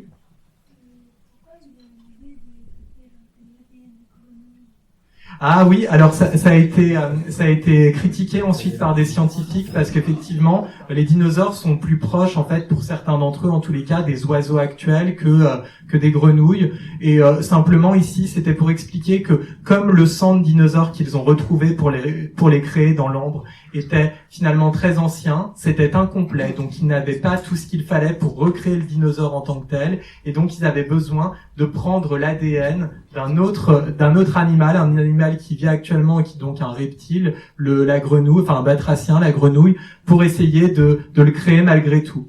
Donc ça veut dire en fait que les dinosaures qu'on voit dans le film ne sont pas tout à fait les vrais dinosaures, et c'est aussi comme ça qu'ils ont expliqué par la suite qu'ils n'avaient pas de plumes, par exemple, dans les films Jurassic Park. Oui. Mais justement, pourquoi ne pas avoir utilisé de l'ADN de reptiles, iguanes, serpents, autres? Oh. Oui. Oiseaux aussi, tout simplement. Oui, ça il faudrait poser la question à Michael Crichton. Je peux... C'était très nouveau de considérer que les dinosaures étaient proches des oiseaux, c'était assez nouveau. Oui, puis il y avait quand même cette idée-là, parce que c'est présent, en fait, c'est pas le film qui l'invente, c'est le livre qui développe l'idée que il faut bien expliquer qu'à un moment donné, les dinosaures puissent se reproduire, et Crichton, dans ses recherches, avait vu que c'était le cas pour certaines espèces de grenouilles, notamment, donc il a gardé l'idée, et puis il est parti du principe, finalement, que le dinosaure n'étant pas toujours très bien connu scientifiquement à l'époque, eh bien, il pouvait tout à fait, que les gens allaient se dire, entre une grenouille et un dinosaure, finalement, il y a beaucoup plus de proximité qu'avec un oiseau. D'ailleurs, une des thématiques du film et une des dernières images, on voit les oiseaux voler et grandes qui les regardent. Et en fait, à cette époque-là, c'était presque une révolution pour le grand public de dire les oiseaux, en fait, sont pour certains d'entre eux sont les descendants de certains dinosaures. Voilà. Oui. On a essayé avec des mammouths, en reprenant du matériel d'ADN de mammouths qui sont plus ou moins bien préservés parce que c'est moins ancien, sur des éléphants, mais on n'a pas réussi. Non, et justement, Alice Le Breton, donc qui est généticienne à l'ENS et qui a signé un très beau chapitre dans le livre, c'est le dernier chapitre du livre, évoque cette question-là, et sans justement dévoiler ce qu'elle dit dans le détail, elle montre qu'il y a quand même des choses qui sont en train de se développer autour justement du mammouth, avec des sociétés de biotechnologie comme InGen dans le film, et que autant les dinosaures, ça semble quand même très compliqué en l'état actuel de nos connaissances d'envisager une recréation pure et dure, autant des créatures un peu plus proches de nous, il y a des choses qui sont de l'ordre du possible. Donc affaire à suivre, peut-être que dans quelques années on pourra aller visiter Mammoth Park. Oui. Tout à l'heure, vous avez évoqué le monde perdu en tant que film, en tant que suite de Jurassic Park. Je voulais savoir personnellement ce que vous en pensez, parce que moi je trouve que c'est une suite personnellement qui est un peu trop sous-estimée. Oui, je suis d'accord avec vous. Moi, j'aime bien ce film. Alors peut-être qu'il y a une part de subjectivité parce que c'est le premier Jurassic Park que j'ai vu au cinéma à l'époque. Mais je trouve que c'est un très bon film d'aventure. Il y a un esprit d'aventure. Il renouvelle également le premier parce que on n'est pas du tout dans l'impression ici d'une redite, ce qui est parfois difficile avec la pop culture où le deuxième film va représenter un peu la même chose. Moi, j'ai travaillé sur la saga de la planète des singes. Le deuxième film de la planète des singes, c'est presque, hormis à la fin, un copier-coller du premier. Et donc, il y a quand même une vraie nouveauté qui est proposée. Et puis, notamment, ce qui est très bien dans ce film-là, je trouve, c'est que on va essayer de reprendre des animaux que l'on avait précédemment, notamment les tyrannosaures, et on va leur donner une autre image. Notamment, il y a toute la question du tyrannosaure en tant que animal qui fait attention à sa progéniture, qui n'est pas simplement une bête qui a assoiffé de sang, etc. Et moi j'aime bien effectivement ce film-là, le Monde Perdu, qui est très réussi, qui a en plus de dinosaures que dans le premier, mais ils sont bien intégrés à l'intrigue. On n'a pas l'impression non plus que d'être dans la surenchère. Et simplement par rapport au roman, puisque j'ai étudié les deux, l'œuvre littéraire comme l'œuvre cinématographique, Le roman, pour le coup, est très inférieur au film. Le film, Le Monde Perdu, est de bien meilleure qualité que le roman. C'est notamment lié au fait que Crichton a fait cette suite un peu contraint et forcé. C'était plutôt une suite commerciale, en réalité, qu'il a été un peu poussé à le faire. Et ensuite, il n'a pas été trop choqué, justement, que Spielberg et David Koepp, qui est le scénariste des 2 premiers Jurassic Park, prennent un peu leur distance avec le matériau d'origine, parce que il était lui-même, il n'est pas coutumier des suites, et il était bien conscient que là on était face à un matériau qui était de moins bonne qualité que le premier. Donc autant j'ai plutôt tendance à considérer que le premier Jurassic Park du nom, le roman, est peut-être supérieur au film. Par contre, indéniablement, le deuxième, il vaut mieux voir Le Monde Perdu que le livre. Bon, Alain, est-ce que tu veux nous parler un petit peu de ton travail avant de conclure, ou tu as déjà dit ce que tu voulais? Je pense que un dessin vaut mieux. Un long discours. Non, moi je voudrais bien poser une petite question à l'illustrateur. Ah bah très bien, oui. Comment vous mettez à jour vos connaissances vous suivez un groupe de scientifiques en particulier? Comment vous êtes intégré à cette communauté? Et Alors, comment c'est déjà, pour avoir travaillé quand même pas mal d'années avec eux maintenant, au bout d'un moment on se fait un petit cercle de scientifiques. Et puis surtout, quand j'ai débuté, il n'y avait pas les réseaux. Aujourd'hui, on a accès à absolument tout. On peut se tenir au courant de tout. Mais en fait, c'est trop. Donc, vaut mieux restreindre son champ à travailler sur comme un des ouvrages que j'ai fait, par exemple, sur les requins. Alors, j'aurai une période où je vais travailler que sur les requins, avec un chercheur qui connaît par cœur le truc, et je vais couvrir à peu près toute la vue historique de l'évolution des requins dans un ouvrage. Et ça, c'est ma manière, moi, de travailler avec eux. Sinon, c'est vraiment via les réseaux que je me débrouille pour trouver l'information, via des forums, via les réseaux sociaux, des contacts que j'ai. Enfin, c'est très très vaste aujourd'hui. Donc c'est vous avez une démarche un peu artistique au début qui s'affine avec vos recherches et vos rencontres. Vous n'avez pas un cahier des charges.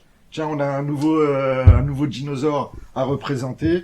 Il doit avoir ces caractéristiques là et là. Si, il y a une biométrie, il y a une physiologie, il y a la science. Et après, moi, en fait, c'est étonnant, c'est assez contradictoire, votre question est intéressante, parce que plus j'ai d'éléments, plus ça devrait être contraignant, et moins j'en ai. Plus j'ai une description précise de l'animal, plus je peux m'éclater. Plus c'est fragmentaire, plus c'est difficile, ou si j'ai des traces fossiles que que le scientifique me donne d'une espèce sur une autre, c'est du pain béni, c'est une scène d'interaction entre deux animaux, de baston, de je ne sais quoi. Enfin, plus j'ai de détails sur l'environnement et la vie de ces animaux, plus je peux développer mon sens artistique et du coup, développer mon propre art également. Et dans l'état actuel des choses et de l'évolution de la science, votre présentation, elle dure combien de temps dans sa réalité? En combien de temps vous pouvez ne pas être contraint de changer les plumes, ou après on sait qu'il y a autre chose, ou... Ça, j'attends qu'il y ait un consensus ou un papier qui va changer toute la donne. Et en général, je suis pas tout seul à changer mon fusil d'épaule. Il faut une découverte scientifique pour que tous on recalibre un peu notre manière de représenter ces animaux. C'est ce qui est intéressant dans le paléoart. On voit bien que depuis le début, il est vraiment calé sur les connaissances scientifiques de la période. Donc on a des animaux au départ qui nous paraissent hésitants, mais qui étaient fantastiques pour l'époque. Et aujourd'hui, on est arrivé à un degré où on est plus sur une représentation mythologique, monstrueuse, ce que garde un petit peu encore Jurassic Park, mais plus trop. On est en train de reconstituer des écosystèmes, des animaux. On arrive à faire des documentaires en 3D. Aujourd'hui, on dirait des documentaires animaliers. On essaye de faire de l'actualisme, en fait. Moi, j'essaye beaucoup de transposer ce que je connais de la nature, ce que j'observe de la nature, à des possibles comportements d'animaux du passé. Comme pour les couleurs. Comment un animal qui est aussi gros aurait besoin de couleurs flashy, en fait, on n'en sait rien. Mais je vais plutôt me référer à ce que les gros animaux terrestres ont aujourd'hui, et en fait, très peu de couleurs. Ça sert à rien. Sauf la girafe. Alors, la girafe, ses taches, en fait, il n'y a aucune règle, on peut tout faire. Mais on essaie de trouver la forme la plus plausible de représentation. Et c'est un jeu, en fait. C'est un jeu, c'est total éclate. J'ai l'impression, ouais. C'est jamais figé, en fait. On fait ce qu'on veut. Mais par contre, je dois respecter les données fournies par le scientifique. Sa mâchoire inférieure fait tant par rapport à la mâchoire supérieure, que son bras, son fémur fait tant par rapport à... C'est vraiment... C'est de la biométrie. On va mesurer l'anatomie comparée. En fait. Ensuite, tout ce qui est parti par-dessus, on n'a aucune connaissance des parties molles de ces animaux. Donc on va faire des interprétations en fonction des animaux qu'on connaît mieux aujourd'hui, qui s'en rapprochent le plus. Mais pour le dinosaure, quand on connaît un oiseau, quand on étudie un crâne d'oiseau et ce qui se passe par-dessus, on n'est pas très loin de la réalité, je pense. On a assez affiné la parenté de toutes ces espèces pour arriver à des choses, je pense, convaincantes, mais on ne saura jamais. C'est ça qui est bien aussi. Je suis pénard. Peut-être qu'on saura finalement si dans 20 ans on peut cloner de la vieille ADN, on va savoir. Ouais, je crois pas. Tant qu'on n'est pas capable de préserver une espèce, je vois pas comment on pourrait en faire revivre une autre qui est morte. Quoi. Ça me paraît complètement absurde. Faut arrêter de triper, quoi. C'est comme aller sur Mars. No way. Non, on n'arrive pas à retourner sur la Lune, on va attendre un petit peu. Bon, on va attendre, on a le temps, quoi. Bon, non, moi, j'ai pas trop le temps, j'ai pas envie d'attendre. Nous, on n'a pas le temps, Non, mais d'ici là, je vais dessiner, quoi. Mais je crois pas que de mon vivant, je verrai un gars et s'égarer sur Mars et mourir sur Mars tout seul, non. Je pense que d'ici là, oui, j'aurais peut-être vu quelqu'un tourner sur la Lune, mais Mars, c'est très unlikely. Mais pour des raisons très scientifiques. C'est ceux qui vous disent qu'on va y aller, c'est des conneries. C'est les scientifiques qui vous disent que c'est pas possible, il faut les croire. En l'état actuel des choses, ça n'est pas possible.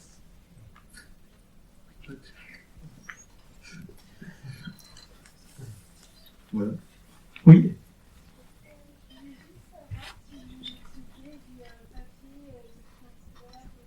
Alors au départ, tu sais que ce soir, je voulais le faire en traditionnel, ce que je suis en train de faire. Je voulais emmener mon cahier, je voulais emmener, et je me disais, ouais, il va y avoir des caméras qui vont filmer ce que je fais et tout. Et c'était pas possible techniquement, ce que je peux comprendre pour le cinéma. Donc j'ai apporté cet objet, une tablette, sommaire, hein, vraiment une petite tablette, tout le monde peut en avoir une. Et ça suffit pour faire des croquis comme ça en numérique, et en plus ça permet de le retranscrire fidèlement sur l'écran. Mais pour tout le livre, quasiment tout le livre, 95% du livre a été fait à la main traditionnelle, en peinture, en aquarelle, en crayon. Il y a très très peu de numérique. Et j'y tiens parce que les écrans, j'en peux plus. J'en peux plus. Ça me rend taré. Et en fait, j'ai beaucoup travaillé sur écran, et j'opère un retour salvateur aux techniques traditionnelles, au papier, et à me tromper, à remettre une couche par-dessus. Plutôt que de défier l'espace-temps, là, je peux remonter l'historique de quand j'ai commencé à travailler tout à l'heure. Là, il suffit que je clique sur un truc et je peux remonter tout l'historique. Et c'est bizarre. Des fois, je trouve ça bizarre. Donc, je veux revenir à un papier qui peut s'abîmer, qui peut se déchirer. Je peux faire tomber mon verre d'eau dessus. Oh mince, c'est raté, je recommence, mais c'est encore mieux. L'ordinateur, il y a un truc qui me gêne au bout d'un moment. Alors que c'est un très bon outil, hein. Je m'en sers avec grand plaisir, mais ça me fait plus vibrer du tout. Vive les crimes. Merci beaucoup. On va devoir libérer la salle. Alors merci au Club de l'Étoile, à toute l'équipe du Club de l'Étoile qui a organisé cette soirée pour tout ce qu'ils ont fait. Merci à Alain d'avoir été présent. Merci à vous tous d'avoir été là. Merci aux éditions de Belin qui nous ont fait confiance et qui ont soutenu le projet. Et voilà, toutes les personnes qui ont été en lien avec le livre. Et on vous souhaite une très bonne soirée en espérant que vous ferez de beaux rêves. Oula. Chez Galaxy Pop, on fait pas pour faire, mais pour se parfaire. Ah bon, maintenant c'est comme ça, ah bon, maintenant c'est comme ça, ah bon, maintenant c'est comme ça. Galaxy Pop, vive les projets, au grenier les regrets.